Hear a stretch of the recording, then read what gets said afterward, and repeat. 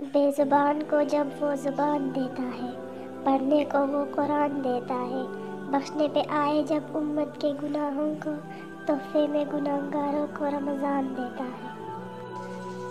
ہم نہ ہوں گے شاید پر اگلے سال بھی آئے گا رمضان، در حقیقت رمضان نہیں، ہم ہیں مہمان۔ رسول اللہ صلی اللہ علیہ وآلہ وسلم نے ارشاد فرمایا، جس نے رمضان کے روزے کو فرض سمجھ کر ثواب کی امید سے رکھا وہ بخشا گیا۔ زندگی کو رمضان جیسے بنا لو، موت عید جیسے آئے گی۔ خوف خدا دیکھنا ہے تو مسلمانوں کا دیکھ، جو روزے میں وضو کا پانی منہ میں لے کر بھی پیتا نہیں ہے۔ روزے دار کے لیے دریائی مچھلیاں تک دعائے مغفرت کرتی ہے اور افطار کے وقت تک کرتی رہتی ہے۔